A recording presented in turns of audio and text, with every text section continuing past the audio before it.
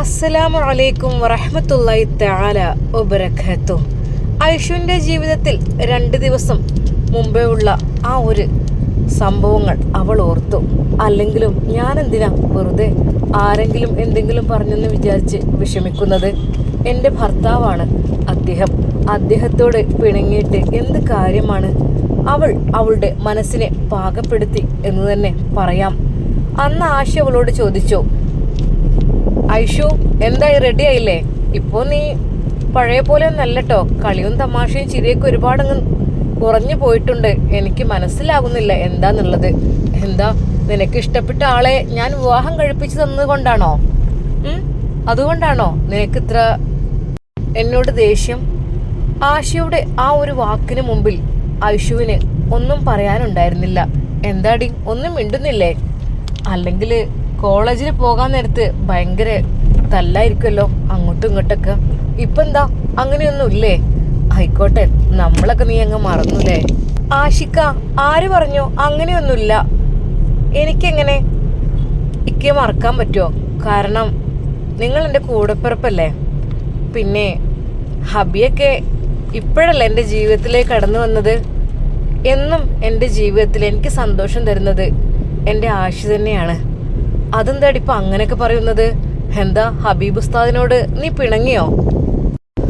അല്ല, എങ്കിലും അങ്ങനെയല്ലല്ലോ. എന്നും ആശയല്ലേ എനിക്കുണ്ടാവുള്ളൂ. ഹബീബ് ഉസ്താദൊന്നും എന്നും ഉണ്ടാവുന്ന വലിയ കണക്ക് കൂട്ടലുകളൊന്നും എനിക്കില്ല. സത്യം പറഞ്ഞാൽ തൻ്റെ പെങ്ങളുടെ ആ ഒരു വാക്കുകൾ കേട്ട് ആഷിക്കിന് എന്തൊക്കെയോ ഒന്ന് തോന്നിപ്പോയി. അല്ല ഇഷു, ഞാൻ കാര്യമായിട്ട് പറയാണ്. അല്ല, നിനക്ക് എന്തെങ്കിലും വിഷമങ്ങളുണ്ടോ? എന്താ, ഞാൻ പെട്ടെന്ന് പ്രതീക്ഷിക്കാതെ ഇങ്ങനൊരു കല്യാണം നിക്കാഹ് നടത്തി തന്നതിൽ നിനക്ക് എന്തെങ്കിലും വിഷമമുണ്ടോ? പറ. ആഷിക്ക, നിങ്ങൾ എന്തൊക്കെയാ പറയുന്നത്? സാരല്ല, ഏതായാലും അഡ്ജസ്റ്റ് ചെയ്ത് പോകാം. അതെന്താ അങ്ങനെ പറഞ്ഞത്? ഐഷു, ഒന്നുമില്ല ഇക്ക, ഞാൻ വെറുതെ പറഞ്ഞതാണേ. ഞാൻ എൻ്റെ പെങ്ങൾക്കൊരു സർപ്രൈസ് ആയിക്കോട്ടെ എന്ന് വിചാരിച്ചിട്ടാണ് അങ്ങനെയൊരു കല്യാണം പെട്ടെന്ന്. നിന്റെ ഭാവമൊക്കെ കണ്ടപ്പോൾ എനിക്ക് തോന്നി ഉസ്താദിന് ഇഷ്ടമാണെന്നുള്ളത്. അങ്ങനെ മറ്റൊന്നും ആലോചിച്ചില്ല. പിന്നെ ഞാൻ ഒരു കാര്യം പറഞ്ഞു തരാം. അത് ആ ഉസ്താദ് എന്നോട് ഇങ്ങോട്ട് തന്നെ ആവശ്യപ്പെട്ടതായിരുന്നു. വീട്ടിൽ നിന്ന് കല്യാണത്തെ നിർബന്ധിക്കുന്നുണ്ടെന്ന് പറഞ്ഞു. പിന്നെ എൻ്റെ പെങ്ങളാണെന്നുള്ള കാര്യം അതും അറിഞ്ഞു. ആദ്യമൊന്നും അറിഞ്ഞില്ല കേട്ടോ, ജസ്റ്റ് എന്നോടൊന്ന് പറഞ്ഞപ്പോഴാണ് ഞാൻ പറഞ്ഞത് എൻ്റെ പെങ്ങളാണെന്നുള്ളത്. ആണോ ആഷി, സത്യമായിട്ടും? അതേടി. എന്താ, നിന്റെ മനസ്സിൽ അങ്ങനെ ഒരു ആഗ്രഹം ഉണ്ടായിരുന്നോ? അവളൊന്നും മിണ്ടിയില്ല. ചെറുതായിട്ട് ഇല്ലാതിരിക്കൂലല്ലോ അല്ലേ? അതിപ്പോ ഈ കോളേജിലെ എല്ലാ കുട്ടികൾക്കും അങ്ങനെ തന്നെയാണ്. ഹബീബ് ഉസ്താദ് എന്ന് പറഞ്ഞാല് എല്ലാവരുടെയും മനസ്സിൽ ഇടം നേടിയ ഉസ്താദാണ്. അദ്ദേഹത്തിന്റെ മൊഞ്ച് അങ്ങനെയല്ലേ, അത് പിന്നെ എല്ലാവർക്കും അങ്ങനെ തന്നെ ആയിരിക്കുമല്ലേ. പക്ഷെ എനിക്ക് കിട്ടിയതിൽ പലർക്കും അത് ഇഷ്ടമൊന്നുമില്ല. അതെന്താ ഐഷു നീ അങ്ങനെ പറഞ്ഞത്? കിട്ടുകയെന്ന് വെച്ചാൽ ഇപ്പം എന്താ, അദ്ദേഹം ആവശ്യപ്പെട്ടു, ഞാൻ ഉമ്മയോടും ഉപ്പയോടും പറഞ്ഞു, കല്യാണം സെറ്റാക്കി. നീ അറിഞ്ഞിട്ടില്ലല്ലോ ഒരിക്കൽ പോലും നിന്നെ കാണാൻ വന്നത് അദ്ദേഹമാണെന്ന്? ഇല്ലക്ക, ഒരിക്കലും ഇല്ല. ആ റൂമിലേക്ക് ഞാൻ കടന്നപ്പോൾ അത്തറിന്റെ ഗന്ധമുണ്ടായിരുന്നു. അപ്പോഴേ തോന്നി അതൊരു ഉസ്താദാണെന്ന്. എന്നാൽ ഞാന് എൻ്റെ പേര് ചോദിച്ചപ്പോഴും ശബ്ദം എവിടെയോ പരിചയമുള്ള പോലെ തോന്നി. അങ്ങനെയാണ് ഞാൻ മുഖത്തേക്ക് നോക്കിയത്. അതെ, എന്നോട് പറഞ്ഞത് കൊണ്ട് മാത്രം. അപ്പോഴാണ് സത്യം പറഞ്ഞാൽ എൻ്റെ കിളി പോയത്. ഹബീബ് ഉസ്താദ് ഒരിക്കൽ പോലും ഞാന് അത് മനസ്സിൽ പോലും വിചാരിച്ചിട്ടില്ല. എന്ത്? അല്ല, എന്നെ കാണാൻ വരുന്ന കാര്യം എന്തായാലും തികച്ചും സർപ്രൈസായി. എൻ്റെ ആശി എന്നെ പറ്റിക്കുകയായിരുന്നു അല്ലേ? എന്നിട്ടിപ്പോ എന്താ, കുഴപ്പമൊന്നുമില്ലല്ലോ? കുഴപ്പമൊന്നുമില്ല ആഷി. പക്ഷെ അത്ര ഗ്ലാമറുള്ള ഉസ്താദുമാരെ കല്യാണം കഴിച്ചാലേ പ്രശ്നമാണ്. അതെന്താ, നീ എന്താ ഇഷു അങ്ങനെയൊക്കെ പറയുന്നത്? ഗ്ലാമർ എന്ന് പറഞ്ഞാൽ പടച്ച റബ്ബ് നൽകുന്നതല്ലേ. പിന്നെന്ന് വെച്ചാല് അത്ര ഈമാനുമായിട്ട് നടക്കുന്നവർക്ക് പഠിച്ചോൻ ഗ്ലാമർ കൊടുക്കും. അത് ഓട്ടോമാറ്റിക്കലി അങ്ങനെ ആയിരിക്കും. അവരുടെ ആ ഒരു വൃത്തിയും ഭംഗിയും സുഗന്ധവും അവരുടെ ആ വെള്ള വസ്ത്രവും പരിശുദ്ധമാക്കപ്പെട്ട ആ വസ്ത്രം എല്ലാതും കൂടി ആകുമ്പോഴേ തികച്ചും അത് അത്യധികം മനോഹരമായിട്ട് തോന്നും. അത് ഈമാന്റെ പവറാണ് പെണ്ണെ. ആണോ ആഷി? പക്ഷേ എല്ലാവർക്കും ഒരുപോലെ ഹബീബ് ഉസ്താദിനെ ഇഷ്ടമായാലിപ്പോ അതെങ്ങനെ നടക്കുമോ? നീ എന്തൊക്കെയാ പെണ്ണെ പറയുന്നത്? നിന്നെ ഹബീബ് ഉസ്താദ് ഇപ്പൊ കല്യാണം കഴിച്ചു, നിക്കാഹ് കഴിച്ചു എന്ന് കരുതിയിട്ട് എല്ലാവർക്കും ഇഷ്ടപ്പെടുകയെന്ന് വെച്ചാല് പിന്നെ സ്ത്രീകളൊക്കെ അല്ലേ, പെൺകുട്ടികളൊക്കെ ഗ്ലാമർ ഉസ്താദ്മാരെ കണ്ടാല് ആരായാലും ഒന്ന് നോക്കി പോകും. അതും നോക്കിയിട്ട് കാര്യമില്ല. എന്തൊക്കെ തന്നെയാലും നിനക്ക് കിട്ടാനുള്ള കിട്ടിയില്ലേ, അതുപോലെ ഐഷു ഒന്ന് മൂളി. എന്നാവാ നമുക്ക് കോളേജിലേക്ക് പോകാം, ലേറ്റായി. അല്ല, ഇന്നെന്തപ്പോ ആങ്ങളും പെങ്ങളും കൂടുതലായിട്ട് ഇങ്ങനെ സംസാരിച്ചുകൊണ്ടിരിക്കുന്നത്? അല്ലെങ്കിൽ എപ്പോഴും കീരിയും പാമ്പും പോലെ ആയിരിക്കുമല്ലോ. ഉമ്മയുടെ ആ ഒരു വാക്ക് കേട്ടാണ് അവർ പെട്ടെന്ന് വണ്ടി എടുത്തത്. ഉമ്മ, ഞങ്ങൾ പോയിട്ട് വരാം, അസ്സലാമു അലൈക്കും. പഠിച്ചോനെ, ഇന്ന് ആങ്ങളും പെങ്ങളും ഭയങ്കര സ്നേഹത്തിലാണ്. എന്നുമില്ലാത്ത സ്നേഹം, എന്നും പോലെ കീരിയും പാമ്പും പോലെ ഇറങ്ങി പോകുന്ന ആൾക്കാരാണ്. ഞാൻ പറയലാണ്, എന്താ നിങ്ങൾക്ക് ഒരു ദിവസമെങ്കിലും ഒന്നും നല്ല മട്ടത്തിന് പോയി കൂടെ മക്കളെ എന്നുള്ളത്. നിക്കാഹ് കഴിഞ്ഞാലെങ്കിലും അത് മാറുന്നു വിചാരിച്ചു, എവിടെ മാറിയിട്ടില്ലായിരുന്നു. ഇന്ന് എന്തായാലും കുഴപ്പമില്ല. പെങ്ങള് ആങ്ങളുടെ കൂടെ ഇങ്ങനെ ചുറ്റിപ്പറ്റി നിൽക്കുന്നുണ്ട്. അങ്ങനെയാണ് കഴിഞ്ഞു പോട്ടെ. അങ്ങനെ അതാ അവർ രണ്ടുപേരും ബുള്ളറ്റിൽ യാത്രയാവുകയാണ്. ക്ലാസ്സിലേക്ക് പോകുക എന്ന് പറയുമ്പോൾ ഐഷുവിന്റെ മനസ്സിൽ ചെറിയൊരു പേടിയുണ്ട്. ഒന്നുമല്ല, എന്തെന്നറിയില്ല, ആ ഹാദിയ അവളെ കാണുന്ന തന്നെ മനസ്സുക്കൊരു ഇടങ്ങാറാണ്. പിന്നെ എൻ്റെ ഇക്കാക്ക ആശി പറഞ്ഞ പോലെ എല്ലാ പെൺകുട്ടികൾക്കും ഇഷ്ടമുണ്ടാവും ഉസ്താദുമാരെയൊക്കെ എന്ന് കരുതിയിട്ട് അതിനൊക്കെ നമ്മൾ വിഷമിച്ചിട്ടൊന്നും കാര്യമില്ലല്ലോ. അതൊക്കെ ഓരോ ഭാഗ്യമുള്ളവർക്ക് കിട്ടുന്നൊരു സംഭവമല്ലേ. അത് നിനക്ക് കിട്ടിയല്ലോ. ഇക്കാക്ക പറഞ്ഞതിലും കാര്യമുണ്ട്. അല്ലെങ്കിലും ആരെങ്കിലും എന്തെങ്കിലും പറഞ്ഞെന്ന് വിചാരിച്ചിട്ട് ഞാൻ ഇത്രയധികം ടെൻഷൻ അടിക്കേണ്ട എന്ത് കാര്യമുള്ളത്? അതെ, ഇനി ഹബീബ് ഉസ്താദിനോട് ഞാൻ പിണങ്ങൂല. അദ്ദേഹം എന്നോട് പല വട്ടമായി ഐഷു ഐഷു എന്ന് വിളിച്ച് പിന്നാലെ നടക്കുന്നു, ഫോണിലേക്ക് വിളിക്കുന്നു. പക്ഷേ എനിക്ക് എന്തെന്നറിയില്ല, ആത്മാർത്ഥമായി ഒന്ന് സംസാരിക്കാൻ പോലും കഴിയുന്നില്ല. മനസ്സിന്റെ ഉള്ളിൽ എന്തൊക്കെയോ ഒരു വേദന ഉള്ളത് പോലെ തോന്നാണ്. അദ്ദേഹത്തിനോടുള്ള ആ ഒരു പഴയ ഇഷ്ടം കുറഞ്ഞിട്ടൊന്നുമല്ല, ഇഷ്ടമൊക്കെ കൂടിക്കാണ്. പക്ഷേ എന്താ അറിയില്ല, ഓരോന്ന് കേട്ടപ്പോൾ അറിഞ്ഞപ്പോൾ മനസ്സ് വല്ലാതെ അങ്ങ് വേദനിക്കുകയാണ്. എന്നാൽ ഓരോന്ന് ആലോചിച്ചു കൊണ്ടിരിക്കുമ്പോൾ ആഷി ചോദിക്കുകയാണ്, അല്ല ഇഷു, എന്ത് നീ ഒന്നും മിണ്ടാത്തത്? നീ ഇങ്ങനെ ബൈക്കിൽ കയറി യാത്ര ചെയ്യുന്നുണ്ട് എന്നല്ലാതെ നീ എന്താ കാര്യമായിട്ടൊന്നും പറയുന്നില്ലല്ലോ. എന്താ ഹബീബ് ഉസ്താദിനെ കുറിച്ച് ആലോചിക്കായിരിക്കൂലേ? പിന്നെ നമ്മളെ കിടക്കൊന്ന് ഓർക്കണേ മോളെ. ഫുൾ ടൈം നീ ഹബീബിന് മാത്രം സ്നേഹം കൊടുക്കല്ലേട്ടോ. ആഷിക്കൊന്നും മിണ്ടാതിരിക്കുന്നുണ്ടോ? ഇല്ലേ, അവളോട് ചില സമയത്ത് കളിയും പറയാൻ പറ്റൂല, കാര്യവും പറയാൻ പറ്റൂല. അങ്ങനെയാണ്. ഐഷു, ഇന്ന് നിങ്ങൾക്ക് ഫസ്റ്റ് പീരീഡ് തന്നെ ഹബീബ് ഉസ്താദാണല്ലോ അല്ലേ? ഞാൻ നോക്കിയിട്ടില്ല. അതെന്താടി, നിന്റെ ഭർത്താവല്ലേ നിന്നെ പഠിപ്പിക്കാൻ വേണ്ടി വരുന്നത്? എന്നിട്ട് നീ എന്താ, നിനക്കെന്തൊരു സന്തോഷമില്ലാത്തത്?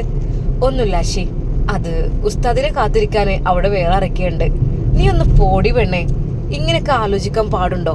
നീ ഇങ്ങനൊന്ന് ചിന്തിക്കാൻ പോലും പാടില്ല കേട്ടോ. എന്ത് വിഷമങ്ങൾ പ്രയാസങ്ങൾ വന്നാലും നമ്മൾ മനസ്സിനെ പാകപ്പെടുത്തി എടുക്കുകയാണ് വേണ്ടത്. അല്ലാതെ അതിലങ്ങ് ടെൻഷനായി അതില് ബേജാറായി വിഷമിച്ചിരിക്കല്ല വേണ്ടത്. മനസ്സിലായല്ലോ? അങ്ങനെ അവർ കോളേജിലെത്തി. അസ്സലാമു അലൈക്കും എന്ന് പറഞ്ഞുകൊണ്ട് ആയിഷ അതാ ക്ലാസ്സിലേക്ക് കടക്കുന്നു.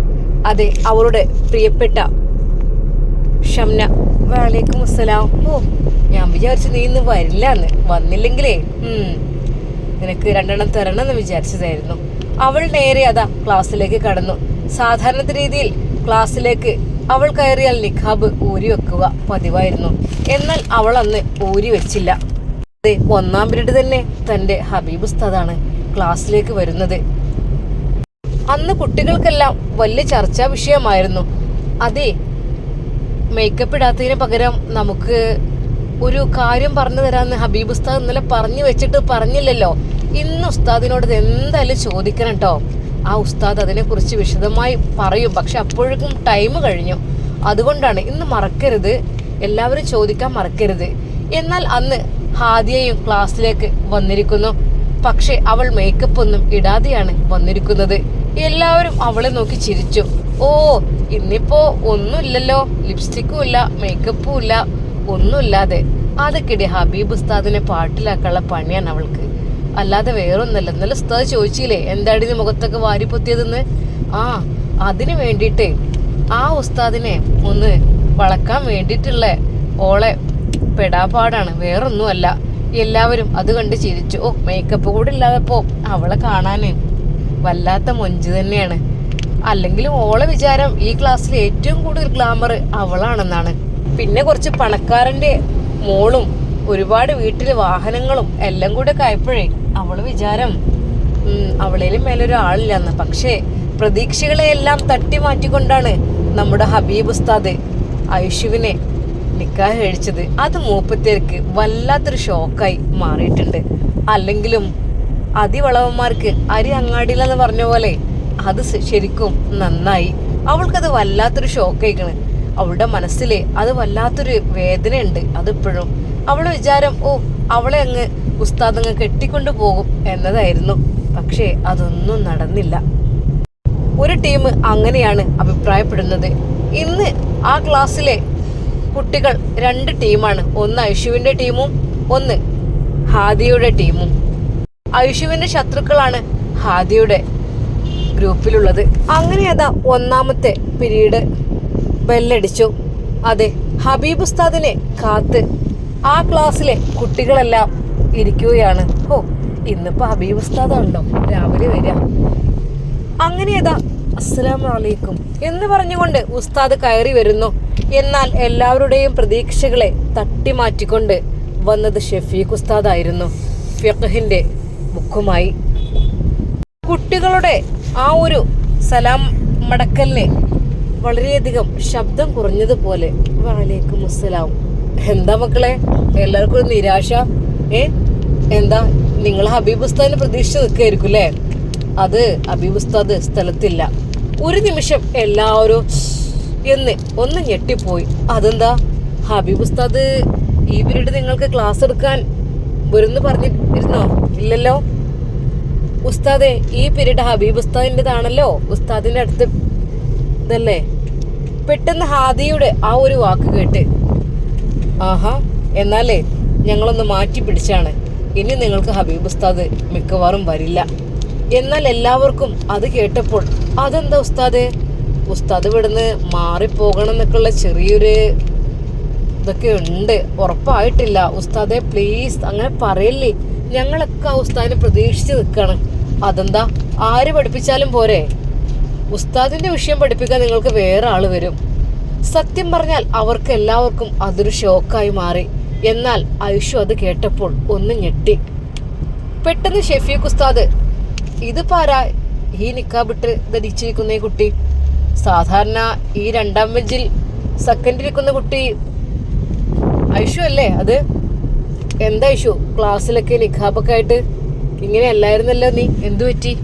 ഷെഫീഖ് ഉസ്താദിന്റെ ആ ഒരു ചോദ്യത്തിന് മുമ്പിൽ പെട്ടെന്ന് ആദ്യയുടെ ഗ്രൂപ്പിൽപ്പെട്ട ഒരു പെണ്ണെണീറ്റ് പറഞ്ഞു, ഉസ്താദേ, അവൾ അല്പം ക്ഷീണത്തിലാണ് 2 ദിവസമായിട്ട്.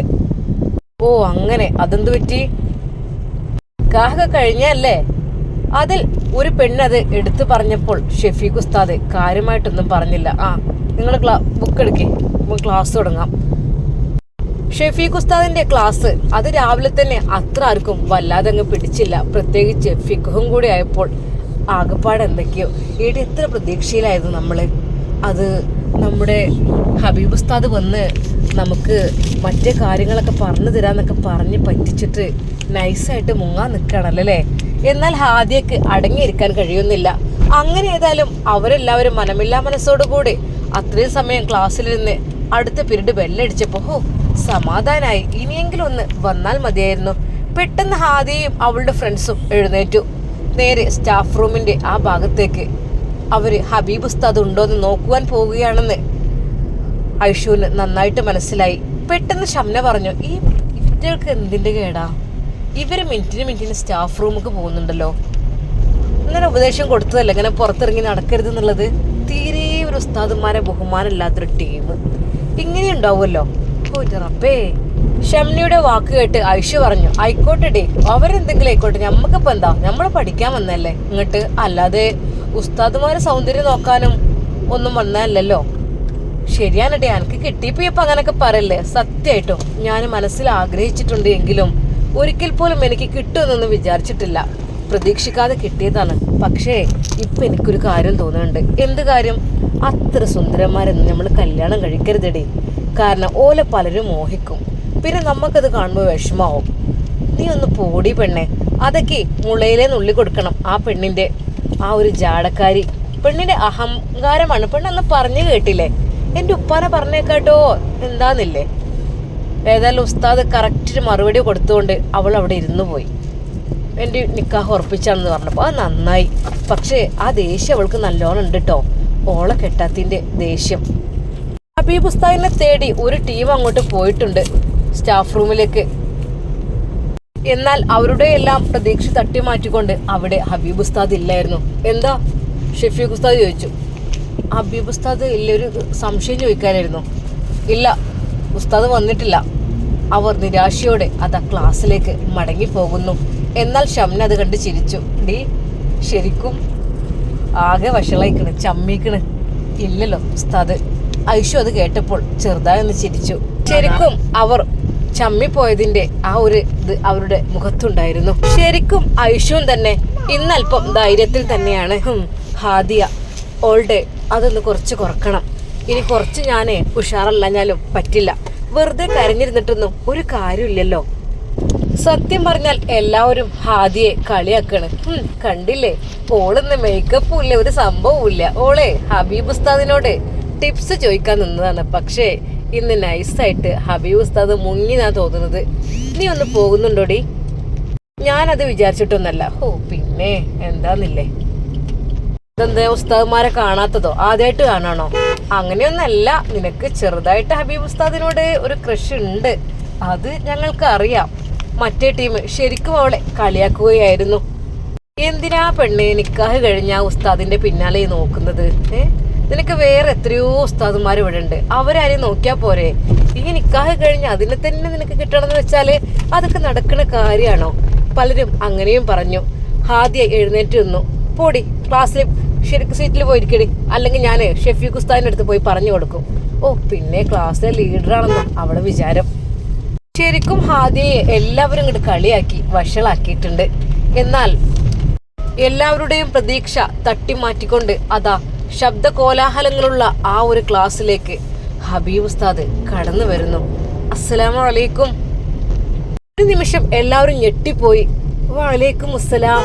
ഒരേ സ്വരത്തിൽ എല്ലാവരും സലാം പറഞ്ഞു. സത്യം പറഞ്ഞാൽ ഐഷുവിന് ചെറിയൊരു നാണം വന്നു തൻ്റെ പ്രിയപ്പെട്ട ഹബീബ് ഉസ്താദിനെ കണ്ടപ്പോൾ. ഉസ്താദേ, എന്ത് ലേറ്റ് ആയത്? ഷംന എഴുന്നേറ്റ് ചോദിച്ചു. എല്ലാ ദിവസവും ഹാദിയാണ് അത് ചോദിക്കാറുള്ളത്, പക്ഷെ ഇന്ന് ഷംനയാണ് ചോദിച്ചത്. എന്താ ഷംന, കാണായിട്ട് ടെൻഷനായോ? ഉസ്താദേ, ടെൻഷൻ എനിക്കല്ലല്ലോ, മറ്റു പലർക്കുമല്ലേ. ഉസ്താദിനോട് അങ്ങനെ ഒരു ചോദ്യം ചോദിച്ചപ്പോൾ ഉസ്താദ് ഒന്ന് ചിരിച്ചു. എന്തപ്പോ ഇത്രമാത്രം? ഉസ്താദ് ഇന്നലെ ഒരു കാര്യം തുടങ്ങി വെച്ചിട്ട് പറയാതെ പോയിട്ട് പലരും അതൊക്കെ റിമൂവ് ചെയ്ത് വന്നിട്ടുണ്ട്. സത്യം പറഞ്ഞാൽ ഉസ്താദിനെ കാര്യമൊന്ന് മനസ്സിലായി. പെട്ടെന്ന് ഹാദിയയുടെ മുഖത്തേക്ക് ഉസ്താദ് നോക്കി. അതെ, മേക്കപ്പ് എല്ലാം ഒഴിവാക്കിക്കൊണ്ട് ഹാദിയ വന്നിരിക്കുന്നു. സത്യം പറഞ്ഞാൽ ഉസ്താദിന് അത് കണ്ടപ്പോൾ ചിരിയാണ് വന്നത്. അദ്ദേഹം വായ പൊത്തി വെറുതെ വന്ന് ചിരിച്ചു. ശരിക്കും തന്നെ കളിയാക്കുകയാണ് ഉസ്താദ് എന്നുള്ളൊരു തോന്നല് അവൾക്ക് വന്നു. ഇടി കണ്ടില്ലേ നിന്റെ മുഖത്ത് നോക്കി ഉസ്താദ് ചിരിച്ചത്? സത്യമാണ്, നിന്നെ ഒന്ന് പെടുത്തി തന്നെയാണ് അദ്ദേഹം. എന്നാൽ മറ്റു കുട്ടികൾ ആവശ്യപ്പെട്ടു, ഉസ്താദേ നിങ്ങൾ പറഞ്ഞു തന്നില്ല, മേക്കപ്പ് ഇടാതെ മുഖം നല്ല രീതിയിൽ ഭംഗിയാക്കാനുള്ള ടിപ്സ് പറഞ്ഞു തരാന്ന് പറഞ്ഞിട്ട്. പറഞ്ഞു തരാലോ, എൻ്റെ മക്കളത് ചെയ്യുന്നുണ്ടെങ്കിൽ മാത്രം ഞാൻ നിങ്ങൾക്ക് പറഞ്ഞു തരാം, അല്ല എന്നുണ്ടെങ്കിലേ വെറുതെ ഞാൻ പറഞ്ഞു തരില്ല കേട്ടോ. ഉറപ്പ് തരണം എനിക്ക്. സത്യമായിട്ടും നിങ്ങൾ സുബഹി കറക്റ്റ് നിസ്കരിക്കുന്ന കുട്ടികളാണെങ്കിൽ സുബഹി നിസ്കാരത്തിന് ശേഷം 256 പ്രാവശ്യം യാ നൂറു യാ അല്ലാ എന്ന് ചൊല്ലിയിട്ട് നിങ്ങളുടെ ഉള്ളൻ കൈകളിൽ ഊതി അത് 3 പ്രാവശ്യം മുഖം തടവുക. ഒരു മേക്കപ്പിൻ്റെയും ആവശ്യമില്ലാതെ നിങ്ങൾക്ക് നിങ്ങളുടെ മുഖം പ്രകാശിക്കും. പിന്നെ ഞാൻ പറഞ്ഞല്ലോ, തഹജ്ജുദ് നിസ്കരിക്കുക, അത് പ്രാവർത്തികമാക്കുക. ഒരു ടിപ്പും കൂടി ഉണ്ട്, അത് ഡെയിലി ചെയ്ത് കഴിഞ്ഞാൽ തീർച്ചയായും ഒരാഴ്ച കൊണ്ട് നിങ്ങളാകെ മാറി മറിയും. ഏത് ഹാദിയമാർക്കും ഇനി മേക്കപ്പ് ഇടേണ്ട ആവശ്യമുണ്ടാവില്ല. ഒരു നിമിഷം ആ ഒരു വാക്ക് കേട്ട് ഹാദിയ ഞെട്ടിപ്പോയി. എല്ലാവരും അവളെ നോക്കി ഒന്ന് ചിരിച്ചു. ശരിക്കും അവൾക്ക് നാണം തോന്നി. ഉസ്താദ് എന്തിനാ കരുതി കൂട്ടി എൻ്റെ നേരെ എൻ്റെ പേര് പറഞ്ഞത്? ഹും, ഇത് എന്നെ ഒരു വെപ്പ് വെച്ചത് തന്നെയാണ്. ഉസ്താദേ, ഇതിനുള്ള പ്രതികാരം ഞാൻ വീട്ടിയിരിക്കും. അവളുടെ മനസ്സിൽ പല പല ചിന്തകൾ വന്നു. എന്നാൽ ഇത് കേട്ട് ഐഷുവും കൂടി ചിരിച്ചുപോയി. പെട്ടെന്ന് ഉസ്താദ് ഐഷുവിൻ്റെ മുഖത്തേക്ക് നോക്കി. ഹോ, സമാധാനം. കണ്ടല്ലോ ഐഷുവിൻ്റെ ആ ഒരു പുഞ്ചിരി, അത് മതി. യാ അല്ലാ. ഒരു നിമിഷം ഹബീബ് ഉസ്താദിൻ്റെ ആ മനോഹരമായ പുഞ്ചിരി കണ്ട് ഐഷു ഹബീബ് ഉസ്താദിനെ ഒന്ന് നോക്കി. റബ്ബേ, എൻ്റെ ഉസ്താദിനെ, അല്ല എൻ്റെ പ്രിയപ്പെട്ട ഭർത്താവിനെ വീണ്ടും മൊഞ്ചൊന്നുകൂടി കൂടിയോ? ഐഷുവിൻ്റെ മനസ്സിൽ പല പല സ്വപ്നങ്ങൾ നിറഞ്ഞു. ഇൻഷാ അല്ലാ, നമുക്കിതിൻ്റെ ബാക്കി ഭാഗം നാളെ കാണാം.